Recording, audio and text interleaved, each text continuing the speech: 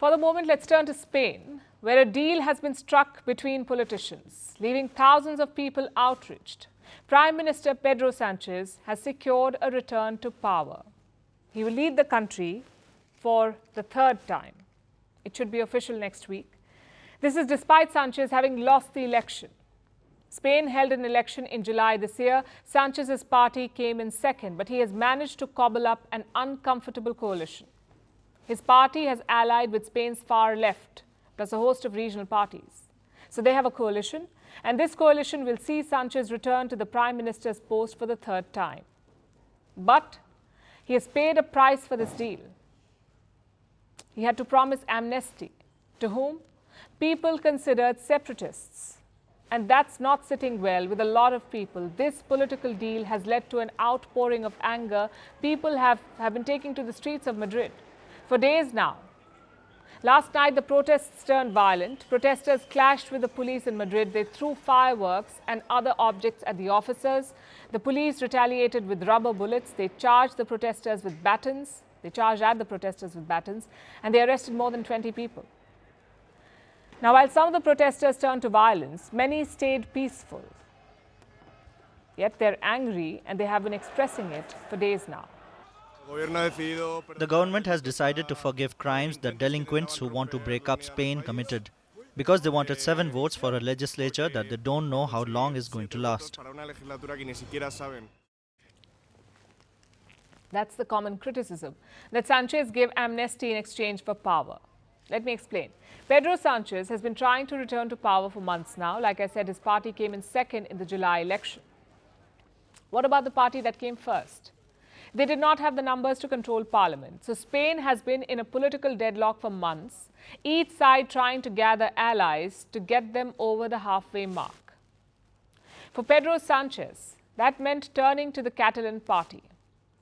Now, Catalonia is a region in eastern Spain. Their main city is Barcelona. Catalonia has a distinct cultural identity and a strong sense of regional pride. Many in the region want to break away from Spain. And this has been the case for centuries. But the movement really came to a head in the year 2017. That's when the local government organized an independence referendum. Spain called it unconstitutional, but the Catalan government went ahead with it anyway. Eventually, Spain crushed the separatist forces. Hundreds of people were arrested. Some Catalan party leaders fled the country, and ties between Madrid and Barcelona have stayed sour.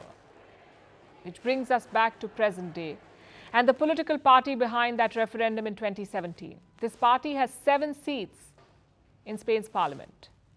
Sanchez needed those numbers to secure his return to power, so he cut a deal with them. He promised them amnesty. The amnesty bill has been agreed.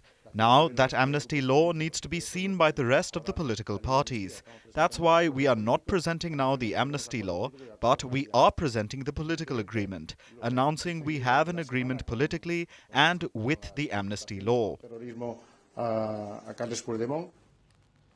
He did not announce the details of the amnesty deal, but here's what reports say. People arrested for separatist activities will be released from prison. Charges against them will be dropped, and exiled Catalonian party leaders can return. This includes the leader behind the referendum. As Pedro Sanchez had the government stability secured, now he'll need to earn it agreement by agreement. Without agreements, without fulfilling them, the legislator is not going anywhere. In exchange for nothing, he'd go to history's trash bin.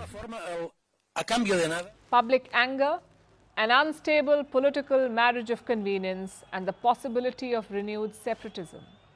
It's a lot of sacrifice to make for a third term in power. Pedro Sanchez has his work cut out for him. Will he be able to bring stability to Spain under the current circumstances? We'll find out in the days to come.